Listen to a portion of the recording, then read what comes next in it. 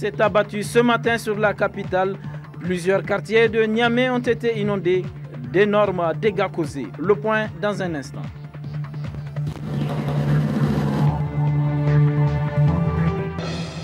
Le Niger célébrera demain 3 août la fête de l'indépendance couplée à la fête de l'arbre. Une cérémonie de plantation d'arbres est prévue demain. Où en sont les préparatifs? Éléments de réponse dans ce journal. Nous ferons aussi un zoom sur le commerce de plants qui se vendent comme des petits pains en cette saison, notamment pour la commémoration de la fête de l'arbre. Mesdames et messieurs, bonsoir et bienvenue dans cette édition d'information. Demain 3 août, le Niger célébrera ses 54 ans d'indépendance. À cette occasion, le président de la République, Issoufou Mahamadou, s'est adressé à la nation ce soir. Je vous propose de l'écouter. Au cours de nos programmes, assurez-vous d'utiliser... Demain, 3 août 2014, en effet, 3 août 1960, 3 août 2014, cela fait 54 ans que notre pays a accédé à l'indépendance. À cette occasion, le président de la République, chef de l'État, Issoufou Mahamadou, s'adresse à la nation.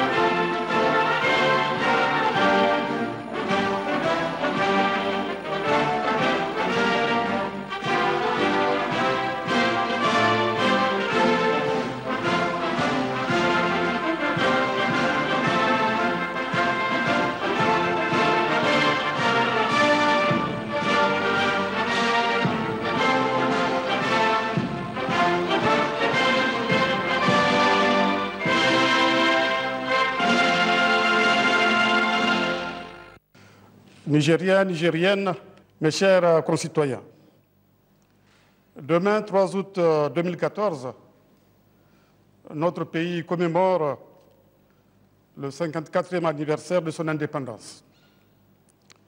Depuis la précédente commémoration, celle du 3 août 2013, il a connu beaucoup d'événements dans sa vie politique, économique et sociale. Sur le plan politique, on s'en souvient, au lendemain du 53e anniversaire de l'indépendance, plus précisément, le 13 août 2013, que le deuxième gouvernement de la 7e République a été mis en place. Malheureusement, une partie de la classe politique n'a pas cru bon d'y participer, contrairement aux vœux que j'ai exprimés à l'occasion de mon message à la nation du 2 août 2013, d'unir et de rassembler tous les enfants du pays pour faire notamment face aux menaces que le terrorisme et les organisations criminelles font peser sur la région sahélo-saharienne. Du reste, la dégradation de la situation sécuritaire dans la sous-région confirme la pertinence de ce choix que la majorité des députés a approuvé, suite au vote de confiance qu'elle a exprimé pour soutenir l'action gouvernementale. Je voudrais ici l'en remercier, comme je remercie nos forces de défense et de sécurité qui, avec le soutien de l'ensemble de notre peuple, ont su sécuriser nos frontières et notre espace territorial. La sécurité qui existe sur notre territoire est un des biens les plus précieux que le gouvernement continuera à préserver. Le gouvernement ne baissera pas la garde et restera attentif à l'évolution de la situation dans les pays voisins, notamment au Nigeria, où la menace de Boko Haram persiste, en Libye, où les milices s'affrontent et affrontent les autorités centrales du pays, et au Mali. S'agissant de la Libye, il est regrettable que la communauté internationale soit restée sourde à nos mises en garde. Quant au Mali, nous nous félicitons de la tenue à Alger du dialogue intermalien inclusif qui a abouti à une déclaration de cessation des hostilités ainsi qu'à l'adoption d'une feuille de route sur les négociations. Notre pays continuera à agir avec détermination pour la pacification de la zone sahélo-saharienne en collaboration étroite avec ses voisins. C'est dans cette perspective que nous nous concertons entre pays voisins de la Libye. C'est aussi dans la même perspective que nous travaillons avec le Bénin, le Cameroun, le Nigeria et le Tchad afin de mutualiser nos capacités de renseignement et nos capacités opérationnelles. Nous continuerons également notre coopération sécuritaire avec tous les pays amis, notamment avec la France et avec les États-Unis d'Amérique. La visite d'État effectuée le 18 juillet dernier par le président français, M. François Hollande, a permis de renforcer nos liens de coopération dans ce domaine, ainsi que dans celui du développement économique et social. Il en sera certainement de même avec les États-Unis d'Amérique, où je me rends pour participer au sommet Afrique-États-Unis qui se tiendra les 5 et 6 août 2014. Mes chers concitoyens, nous considérons que la mutualisation des moyens avec les pays voisins et la coopération avec les pays amis ne peuvent être qu'un complément des efforts internes que nous déployons pour assurer notre propre sécurité. C'est pourquoi j'appelle tous les Nigériens à plus de cohésion. C'est pourquoi, comme par le passé, ma main leur reste toujours tendue à tous, quelles que soient leurs croyances ou leurs opinions. La sécurité du Niger n'a pas de prix. C'est pourquoi le gouvernement continuera aussi à créer les conditions de l'approfondissement de la démocratie afin que notre pays puisse disposer d'institutions démocratiques fortes et stables. La démocratie a ses exigences. Elle suppose le débat, c'est-à-dire la confrontation des opinions et des idées. C'est à travers les débats qu'on mesure sa vitalité. C'est dire que les débats dans une démocratie ne doivent pas être perçus comme des indicateurs de crise. Les débats supposent, bien sûr, le recours à la force des arguments et non à l'argument de la force.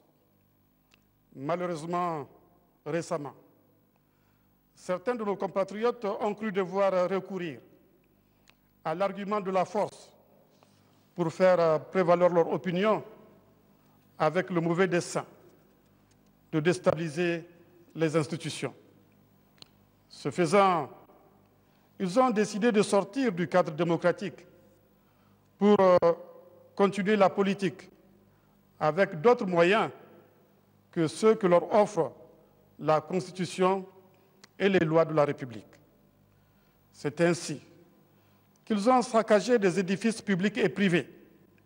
C'est ainsi qu'ils ont blessé gravement d'autres citoyens. Le gouvernement a dû prendre des mesures appropriées pour faire respecter l'état de droit et l'ordre démocratique afin que ne s'installe pas l'anarchie dans un contexte sécuritaire déjà difficile.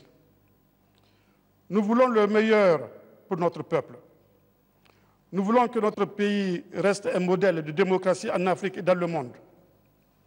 Je demande donc à tous les acteurs de la scène politique de se ressaisir. Pour sa part, le gouvernement veillera à ce que tous les citoyens bénéficient des promesses de notre Constitution. C'est le serment que j'ai fait devant Dieu et devant le peuple nigérien. Le gouvernement veillera à protéger les libertés individuelles et collectives. Il protégera les droits de chacun, que l'on soit militant de partis politiques, de la société civile ou simple citoyen, chacun bénéficiera de la protection de la loi. Mais le gouvernement veillera aussi à ce que chacun accomplisse ses devoirs, dont le premier de tous est, naturellement, le respect de la loi. C'est l'existence concomitante des droits et des devoirs qui permet à chaque individu d'être le citoyen responsable qu'exige toute démocratie. Mes chers concitoyens, sur le plan économique et social, le gouvernement poursuivra la mise en œuvre du programme de renaissance. Il poursuivra ses efforts pour améliorer l'indice du développement humain du pays qui a progressé en 2014 par rapport aux années précédentes. Entre 1980 et 2014, l'indice pour le Niger est passé de 0,191 à 0,337. Notre pays a connu des progrès importants ces dernières années, mais notre retard est tel qu'il faudra de nombreuses années pour le rattraper. Le gouvernement axera ses efforts sur la maîtrise de la démographie, sur l'accroissement de la richesse nationale, avec notamment l'accélération de la mise en œuvre de l'initiative 3N, l'augmentation de la production des ressources naturelles, minières et pétrolières, et le développement des infrastructures, ainsi que sur l'accès universel aux services sociaux de base. Permettez-moi d'évoquer toutes ces questions. La maîtrise de la démographie est au centre des préoccupations du gouvernement. Le dernier recensement général de la population montre que le taux moyen annuel de croissance de la population est passé de 3,3% à 3,9%. La population nigérienne doublera donc en moins de 20 ans. Il est normal dans ces conditions que l'évolution du PIB par habitant soit plus lente chez nous que dans les pays qui ont créé les conditions de leur transition démographique. Rien que pour garder le PIB par habitant constant, notre pays doit réaliser, dans les conditions démographiques actuelles, un taux moyen de croissance annuelle de l'économie de 4%. C'est dire combien la démographie pèse sur l'évolution du PIB par habitant, un des facteurs intervenants dans la détermination de l'indice du développement humain. Le gouvernement doit donc prendre toutes les dispositions pour créer les conditions de la transition démographique. Des pays musulmans comme les nôtres, ils sont parvenus. Pourquoi pas nous? C'est le cas des pays comme le Maroc, l'Algérie, la Tunisie et l'Égypte. Ces pays ont bien compris, avec Tabari, un éminent érudit musulman du 9e, 10e siècle, que si le Coran, en plusieurs de ses versets, évoque les richesses avant les enfants, c'est qu'on doit faire des enfants qu'on est capable d'éduquer, de soigner et de nourrir. Le contraire serait un péché. J'ai eu déjà à évoquer cette question à maintes reprises, notamment devant les cadres de commandement à Maradi au mois de mai dernier. J'avais insisté sur la nécessité de procréer de manière responsable. S'agissant de l'initiative 3N, le gouvernement continue à porter une attention particulière à la mise en place de son plan d'accélération. Il se concentre en ce moment sur la mise en place progressive dans toutes les communes de la maison du paysan qui comprend un magasin communal de stock de sécurité alimentaire, une centrale communale d'approvisionnement en intrants agricoles, semences, engrais, produits phytosanitaires, une centrale d'approvisionnement en aliments pour bétail, une radio communautaire, une plateforme multifonctionnelle avec notamment un centre de réparation et de location de matériels agricoles, des moulins, des batteuses, etc.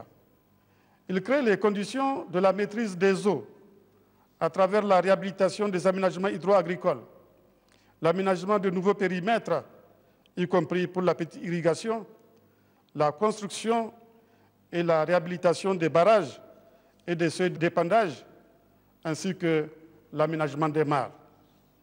L'accroissement et la diversification des productions animales, la restauration et la protection des terres, la salubrité urbaine et rurale, l'amélioration de la nutrition, la conservation, la transformation et la commercialisation des productions agro-silvopastorales et halieutiques, la sensibilisation, l'animation et la communication ne sont pas perdus de vue. Il ne vous aura pas échappé que la salubrité en rapport avec l'environnement est un élément de l'initiative 3N. Le gouvernement a décidé de promouvoir des activités génératrices de revenus en rapport avec cette question. Nos villes et nos campagnes doivent être propres en toutes circonstances, conformément aux prescriptions de notre religion. Il a aussi décidé, dans le cadre de la fête de l'arbre, de lancer l'opération « Un village, un bois ». Cette opération sera lancée demain 3 août par le ministre chargé de l'Environnement. C'est le lieu de noter aussi combien j'attache du prix à la mise en œuvre rapide du projet d'action communautaire pour la résilience climatique et celui relatif à la gestion des catastrophes, notamment des inondations.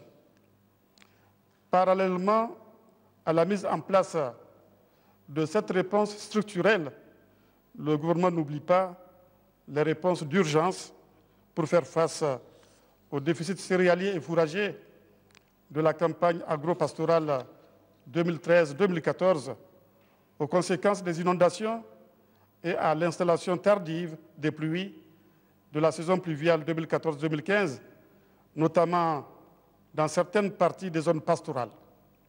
Ainsi, un tonnage important de vivres a été soit vendu à prix modéré, soit fait l'objet de distributions gratuites.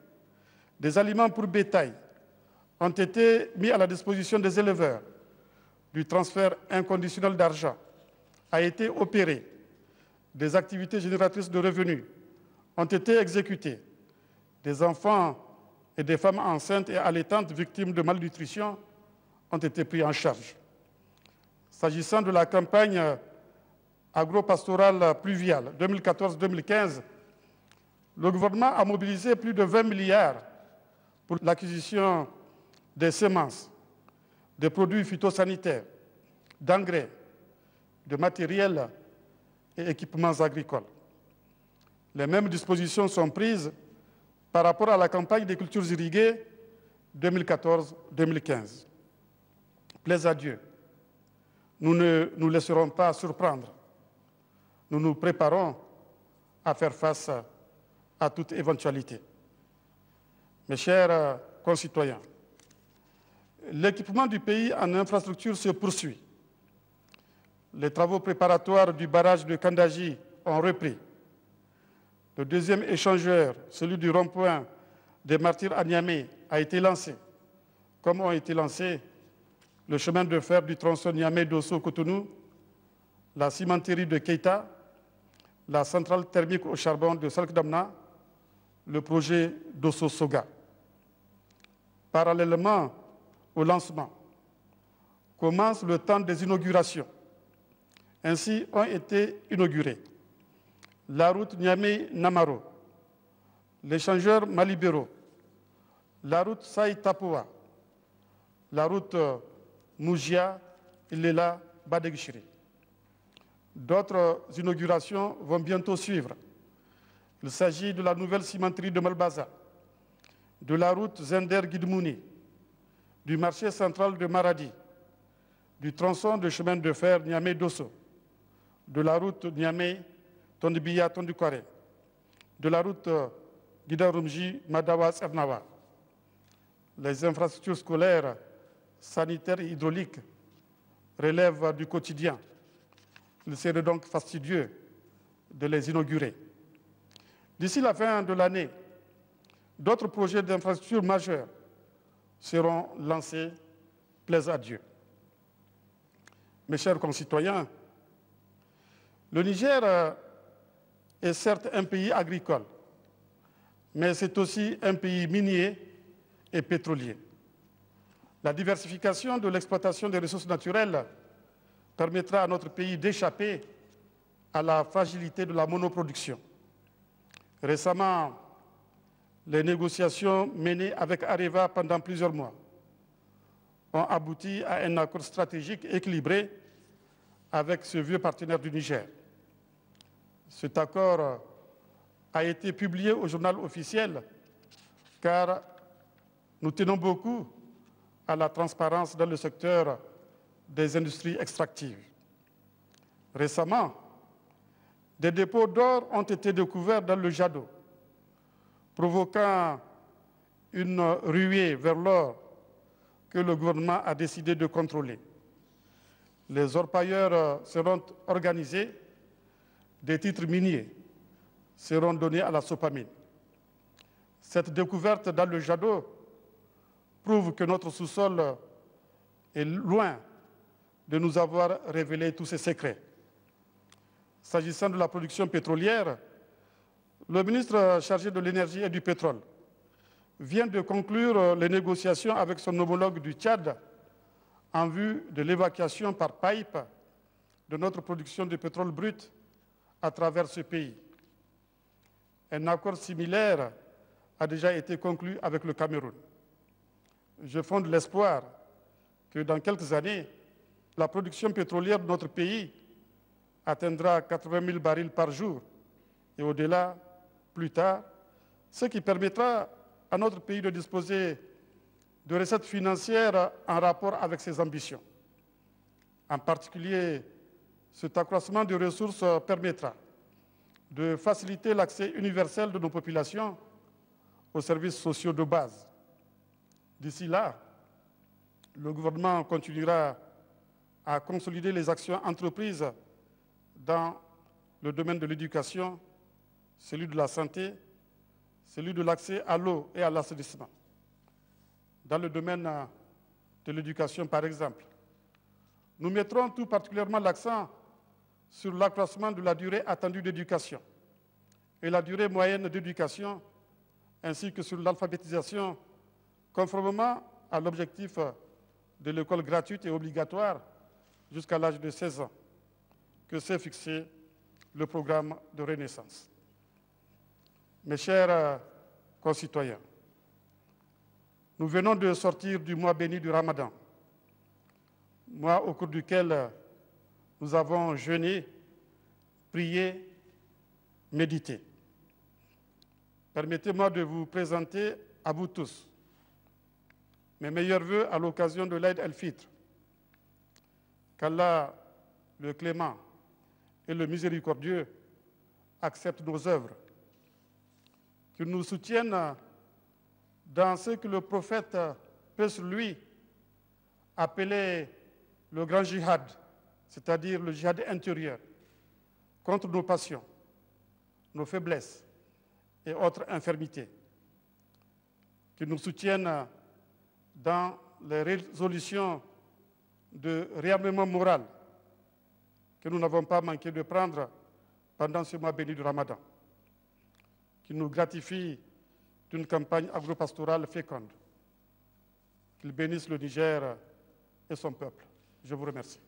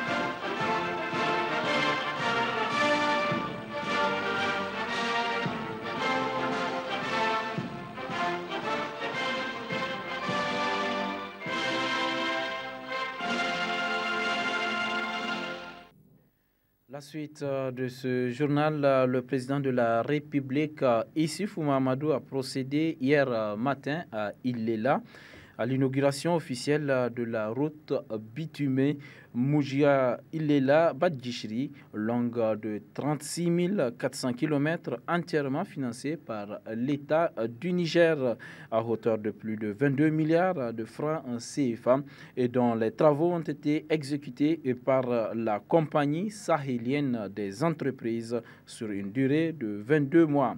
Ce tronçon vient enfin de désenclaver cette zone de la région de Tawa. Compte rendu Hima Seibou et Imran Maïga.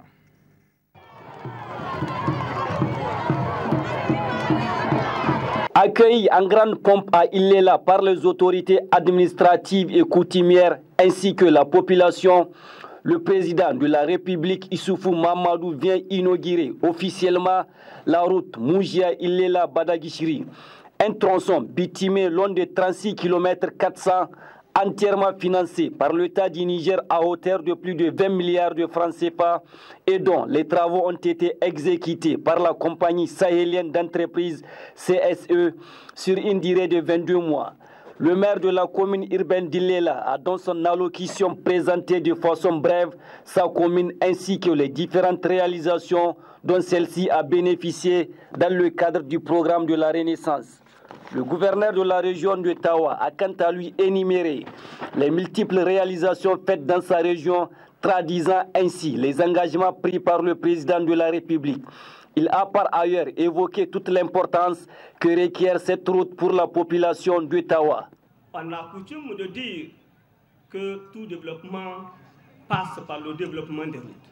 En effet, le développement des infrastructures routières contribue pour une large part au développement économique et social à travers le désenclavement des zones de production, l'accès des populations aux services sociaux de base, aux marchés et centres commerciaux, la réduction du temps de voyage et des coûts de transport, la mobilité des populations et leur brassage, l'attrait des investissements privés. Le ministre de l'Équipement s'est dit très réjoui de ce moment solennel qui concrétise les promesses du président de la République concernant le volet des infrastructures routières. Le projet qui nous réunit aujourd'hui concerne 3 communes des 4 que compte le département de Lela, à savoir Badagishiri, Tajaye et Lela.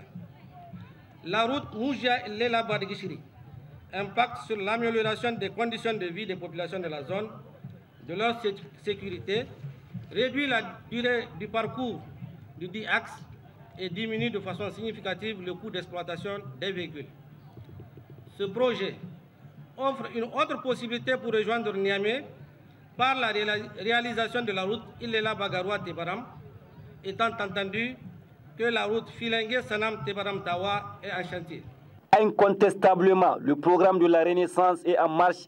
Les promesses faites sont en train d'être tenues. Le Niger, voyez-vous, le programme de Renaissance qu'on est en train de mettre en œuvre prévoit d'abord que le Niger soit stable, prévoit que le Niger soit en sécurité, prévoit des infrastructures, comme je viens de le dire, le chemin de fer, l'énergie, mais aussi il y a des chantiers comme ceux relatifs à l'initiative croisée pour nourrir les Nigériens. Nous sommes en voie de gagner ce pari, de nourrir les Nigériens.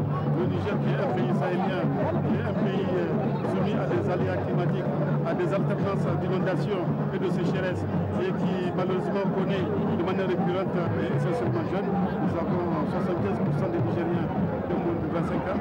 Ces gens ont besoin d'emploi et le programme de Renaissance que nous doit aboutir à la création d'emplois pour ces gens. Le clou de cette cérémonie est la coupure officielle du ruban par le président de la République suivi d'une plantation d'arbres.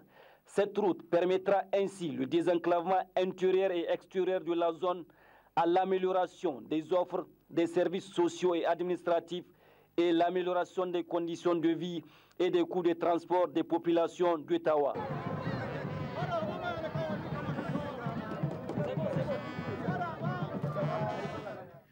Autre aspect de ce journal, la pluie qui s'est abattue ce matin a causé des dégâts un peu partout dans la capitale. Par exemple, le marché Yamadé est en partie balayé par les eaux. Constat Isdor Banaba.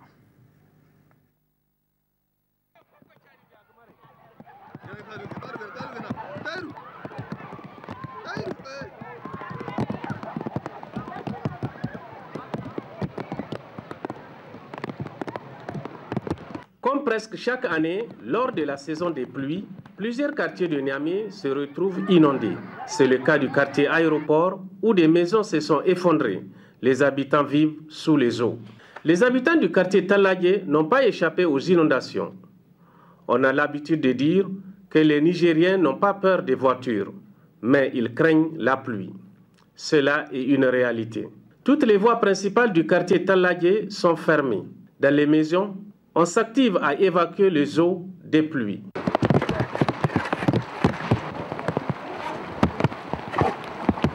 Au rond-point Wadata, même constat. La circulation est bloquée. Nul n'est à l'abri de cette pluie, de ces eaux de ruissellement qui rendent impossible la circulation routière et toute autre activité. Une situation qui est aggravée par le manque de voies d'écoulement de caniveaux. Direction Bukoki, le dégât à première vue, ont touché l'ensemble du quartier, qui n'est pourtant pas une zone à risque. Certaines familles ont tout perdu. Elles ne savent plus à quel sein se vouer. Le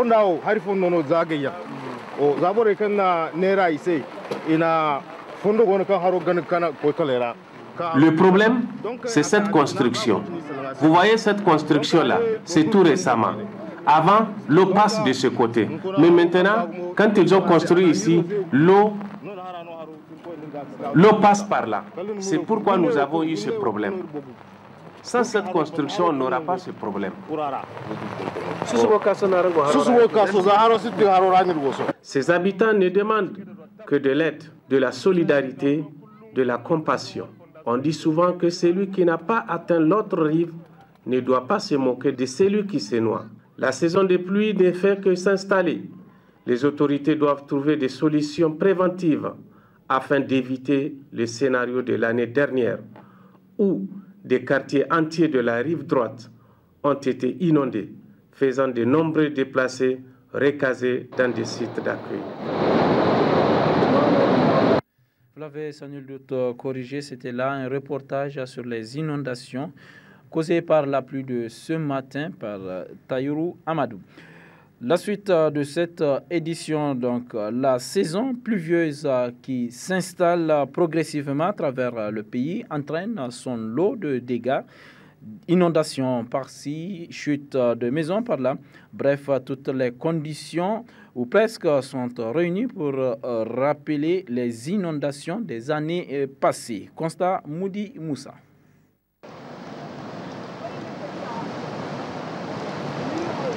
De l'eau, beaucoup d'eau. C'est du reste le constat qui se dresse par endroits dans certains quartiers de la capitale où les importantes précipitations enregistrées en cette matinée de samedi ont causé d'importants dégâts, comme ici au quartier Bandabari, au 3e arrondissement, où ces eaux ont littéralement envahi plusieurs concessions et exposé de nombreuses familles.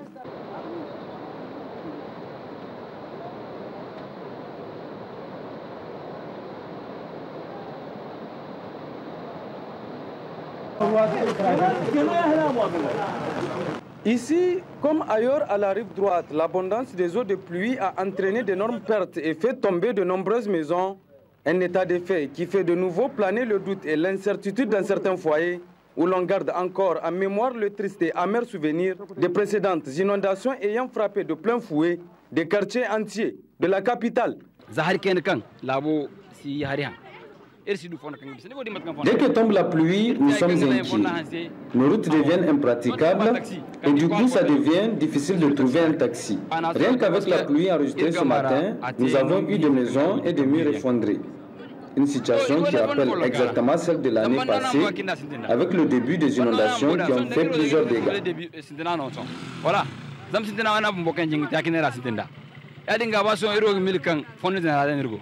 L'un de l'autre, la recherche de solutions pour prévenir et amoindrir le risque d'inondation de nos quartiers s'avère plus qu'urgent, au vu notamment de l'ampleur que tend à prendre ce phénomène en passe de devenir cyclique dans la sous-région. Je le disais tantôt, la pluie qui s'est donc abattue ce matin a causé des dégâts un peu partout dans la capitale. Par exemple, le marché Yamaye est en partie balayé par les eaux. Constat Isdor Banaba. C'est le plus important marché des fruits et légumes de la capitale qui a été littéralement submergé par les eaux de Gontuyena suite à la pluie qui s'est abattue sur la capitale. Des fruits et légumes emportés, des commerçants désemparés, bref, le spectacle est désolant. Depuis l'installation des commerçants sur ces sites par les autorités communales, des voix s'étaient levées pour dénoncer ces mauvais choix des autorités et surtout relever les risques qu'encourent les commerçants en cas de forte pluie. Les autorités communales ont jusqu'à là fait la sourde oreille. Aujourd'hui, le constat est amer et une fois de plus, les commerçants paient les frais d'une décision prise hâtivement, sans planification aucune.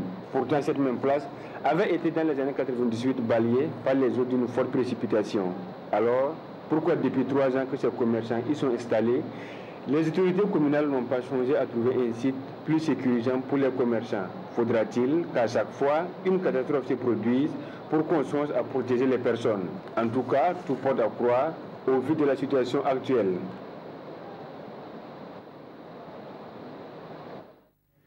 La saison pluvieuse, notamment le mois d'août, rime avec plantation d'arbres. Les Nigériens se tournent vers les vendeurs de plants. Du coup, cette activité fleurit et les vendeurs se frottent les mains. C'est un reportage de Isdor Banaba. Qui aurait planté un arbre avant de mourir n'a pas vécu inutilement. Ce dicton a trouvé une oreille attentive chez bon nombre de Nigériens et le mois d'août est le mois de prédilection pour ces personnes qui, en groupe ou individuellement, plantent des arbres dans les espaces aménagés ou tout simplement dans leur cours. Du coup, le commerce des plantes, plongé dans le coma durant la saison sèche, devient une activité rentable et fait vivre de nombreuses familles. Actuellement, le marché, ça va un peu, ça va. Ça va, il y a des clients qui viennent acheter maintenant, c'est bon.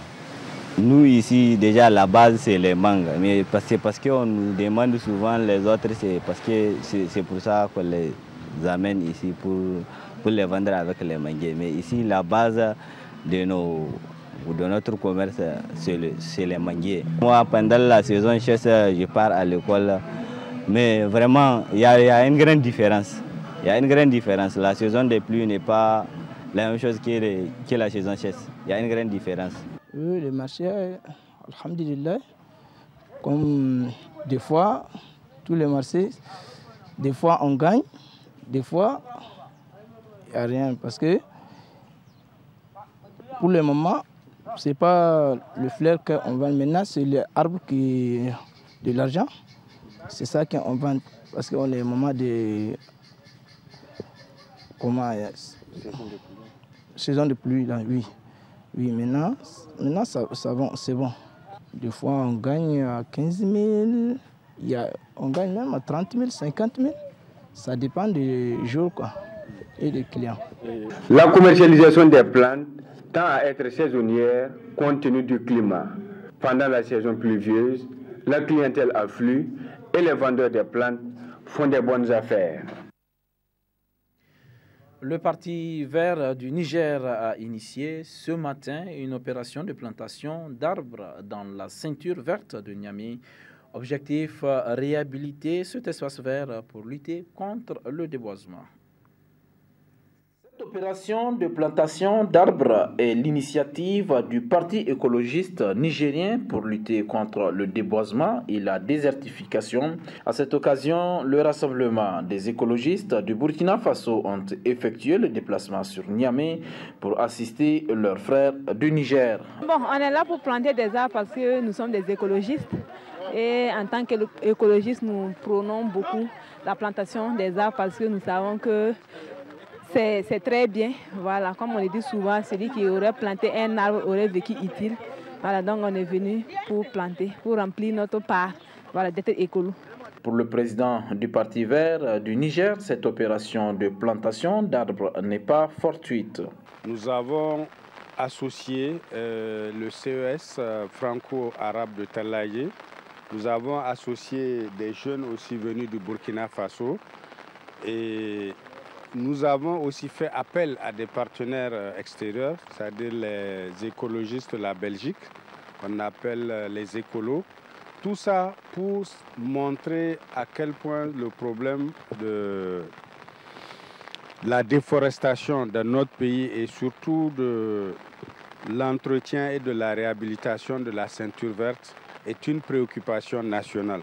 Donc on voudrait que les jeunes, les parents, les éducateurs, que tout le monde en tout cas se donne la main pour faire face à ce fléau-là qui est la désertification dans les pays du Sahel et en particulier au Niger. À travers cette opération de plantation, la ceinture verte de Niamey a reçu 250 plantes supplémentaires des écologistes nigériens pour sa réhabilitation.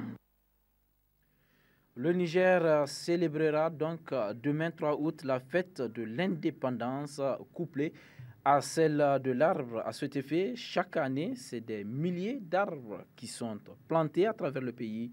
À quelques heures de la célébration de cette fête, une de nos équipes a sillonné le site du parc de l'Amitié et celui de la Cité de la Renaissance pour faire le constat sur l'entretien des arbres sur ces deux sites qui ont abrité les deux dernières éditions. Mariama Soumana. Instituée au Niger depuis 1975 par les premières autorités, la fête de l'arbre est célébrée le 3 août de chaque année, ce qui coïncide avec la célébration de l'indépendance du Niger. L'objectif étant de lutter contre la désertification à travers la sensibilisation et la mobilisation des populations en faveur des ressources forestières.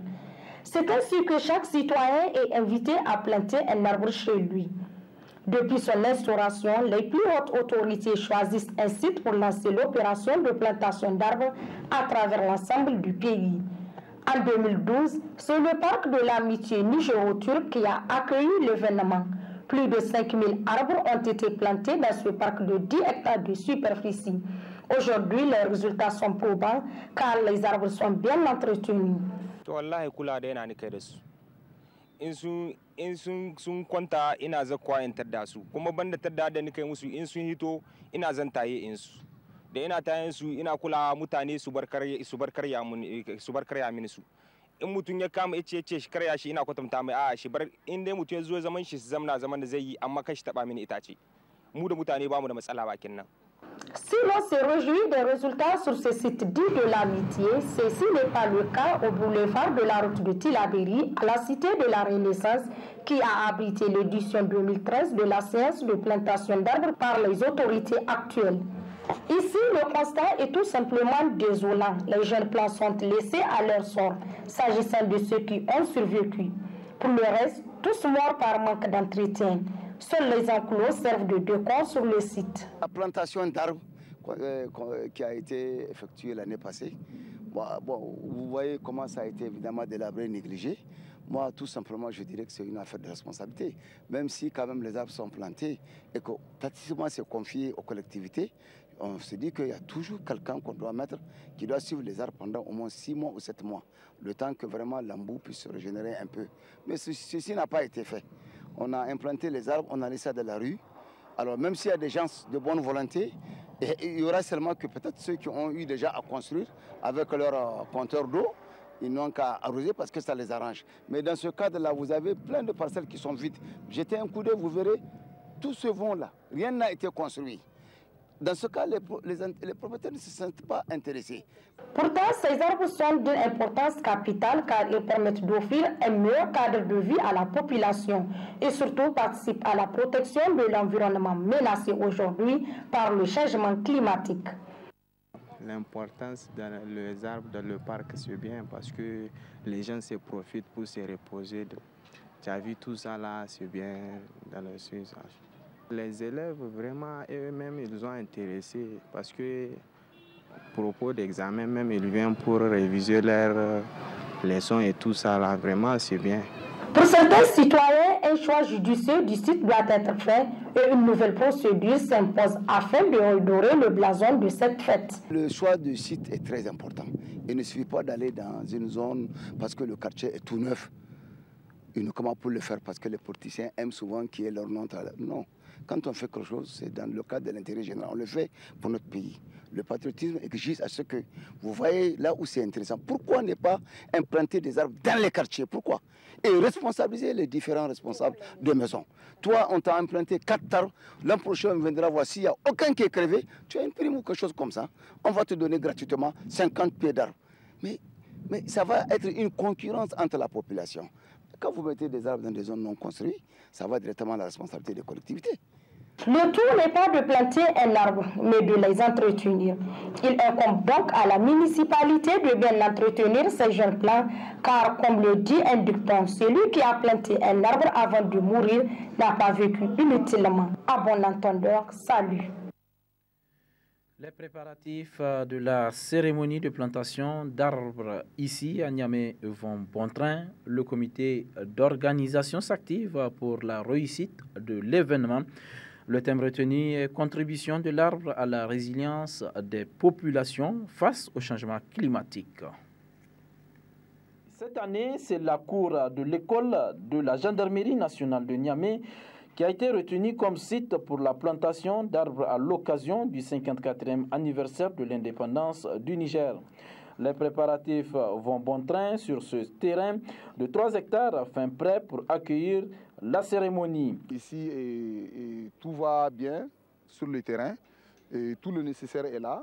Les différents hangars officiels sont en train d'être installés, les trous ont été ouverts et les plans sont en train d'arriver sur le terrain. Voilà, et un peu globalement, à l'heure où nous sommes, l'état d'avancement de l'organisation de la fête sur le terrain. Au total, 1200 arbres seront plantés le dimanche 3 août 2014 dans cet espace. Pour l'histoire, c'est en 1964, lors de la commémoration de la fête de l'indépendance, que les plus hautes autorités de l'époque ont décidé de coupler la fête de l'indépendance à celle de l'arbre. Je le disais tantôt dans les titres, la pluie enregistrée ce matin a fait beaucoup de dégâts dans les différents quartiers de la capitale. En effet, plusieurs voies publiques ont été inondées. C'est le cas du rond-point Wadata.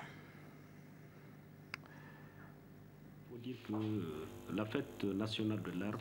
Certainement avec cet élément. La suite de ce journal, la région de Tillabéri, à l'instar des autres régions du pays, célébrera ce dimanche 3 août 2014 la fête nationale de l'arbre. Le thème de cette année est construction de l'arbre et contribution de l'arbre à la résilience des populations face au changement climatique. Pour en savoir plus, Ismaël Beidi a tendu son micro au colonel Maman Hamidou. Il faut dire que la fête nationale de l'arbre, elle est célébrée concomitamment avec l'anniversaire de la proclamation de l'indépendance de notre pays, donc chaque année, le 3 août de chaque année. Donc par rapport à la fête nationale de l'arbre, édition donc, 2014, donc c'est la 38e édition parce que les autorités de l'époque, à partir de 1976, ils ont institué que la fête de l'arbre soit célébrée chaque 3 août, à partir donc de 1976, ce qui fait 38 ans aujourd'hui. Donc elle coïncide aujourd'hui avec le 54e anniversaire de l'indépendance de notre pays. Les préparatifs par rapport à la région de Tillabéri, donc il faut noter que la fête de l'arbre cette année au titre de la région de Tillabéri coïncide avec la période charnière de plantation d'arbres. Donc, à titre de rappel, donc, il faut dire que sur l'ensemble de la région, nous avons produit, y compris l'État et les autres partenaires donc, techniques et financiers qui accompagnent l'État, il y a eu une production de 1 330 740 plants. Donc, c'est tous ces plants. Donc, plus de 95% de ces plants sont d'espèces, en espèces donc, locales qui vont être plantés dans les ouvrages anti-érosifs qui ont été déjà réalisés. Donc, par rapport aux préparatifs de la campagne, il faut dire encore le thème actuel, le thème de cette année, c'est la contribution de l'arbre à la résilience des populations face au changement climatique. Donc, c'est un thème qui n'est pas, dont son choix n'est pas fortuit. Donc, là, il faut démontrer, c'est pour démontrer que l'arbre, malgré les changements climatiques, donc, offre aux populations des bienfaits, donc des avantages socio-économiques et écologiques. Donc ces populations tirent quand même des avantages socio-économiques et écologiques par rapport donc, à l'arbre. Donc si je prends la préparation de la journée en tant que telle, donc elle va se réaliser en 2 phases. Donc à partir le 2 août, donc, il y aura une nuit écologique qui va être présidée par le gouverneur de la région de Tillabéri.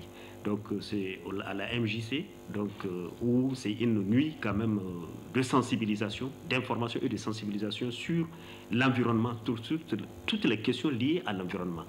Et ensuite, le 3 août, donc le dimanche prochain, Inch'Allah, donc il y aura donc la cérémonie de plantation d'arbres, elle aussi, qui sera présidée par le gouverneur de la région.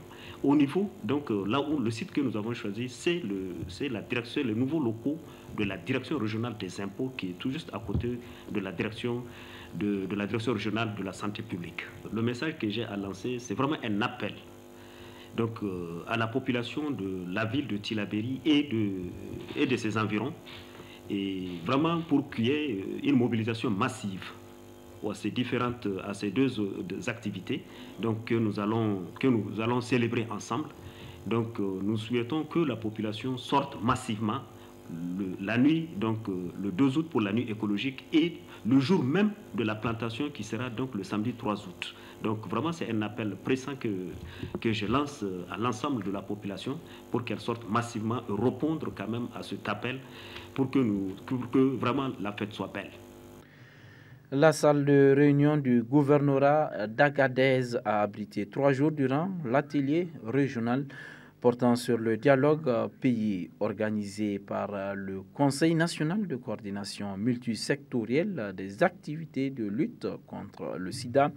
la tuberculose et le paludisme. Étaient présents les représentants des projets, ONG et plusieurs membres de la société civile. Compte rendu Ramédé Alassane. Dans le cadre du nouveau module de financement du Fonds mondial de lutte contre le sida, la tuberculose et le paludisme, le Conseil national de coordination multisectorielle de lutte contre les dites maladies a organisé à Agadez un atelier régional portant sur le dialogue pays afin d'impliquer les populations clés et la société civile dans le choix des procédés pour la note conceptuelle VIH. Dans le cadre du nouveau modèle de financement du Fonds mondial qui a alloué à notre pays une enveloppe d'allocation pour la lutte contre les 3 maladies, et parmi lesquelles l'une des exigences dans l'écriture était la participation active de tous les acteurs de la lutte contre les 3 maladies au niveau national. Donc, et cela, c'est à travers ce que nous appelons le dialogue pays. Et c'est dans ce cadre-là que nous sommes aujourd'hui à Agadez. Les prochaines étapes, dès que nous allons rentrer, je vous ai dit qu'à l'instar des autres régions, le même type d'ateliers sont en train de se faire dans toutes les régions. Et dès que nous rentrons, nous allons faire une validation nationale de toutes ces priorités. Une fois que cette validation nationale a été faite, nous allons nous atteler à l'élaboration des propositions de notes conceptuelles que nous allons proposer au Fonds mondial. Donc, ce qui nous attend n'est pas du tout repos, mais nous sommes confiants qu'avec les informations que nous avions eues au niveau des régions, ce sont des informations qui vont nous permettre d'écrire sans aucun problème cette note conceptuelle tout en tenant compte des priorités au niveau de chaque région. Après 3 jours d'intenses travaux, l'atelier régional tenu à Agadez portant sur le dialogue pays a adopté plusieurs recommandations dont nous vous livrons un extrait. Soucieux d'apporter le point de vue des acteurs de la région d'Agadez sur la répartition entre les 3 maladies des fonds alloués par le Fonds mondial dans le cadre du nouveau modèle de financement. Rappelant que la région d'Agadez couvre plus de la moitié du territoire national, recommande 1. Au Fonds mondial de la lutte contre le sida, la tuberculose et le paludisme de poursuivre le financement de la lutte contre les 3 maladies au Niger, de revoir à la hausse les montants alloués aux 3 maladies pour les financements derrière. Au Conseil national de coordination multisectorielle de lutte contre le sida, la tuberculose et le paludisme, de poursuivre l'initiative du dialogue pays jusque dans les communes pour aller encore plus vers les populations locales, de veiller à éviter la sous-consommation des fonds alloués par le Fonds mondial dans le cadre du nouveau modèle de financement.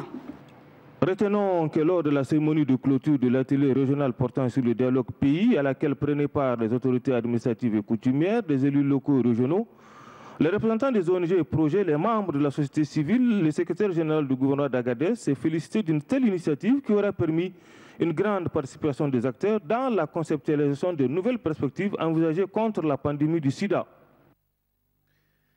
Voilà, point final de cette édition. Merci de l'avoir suivi. Passez d'excellents moments en compagnie des programmes de la télévision Dunia. Au revoir.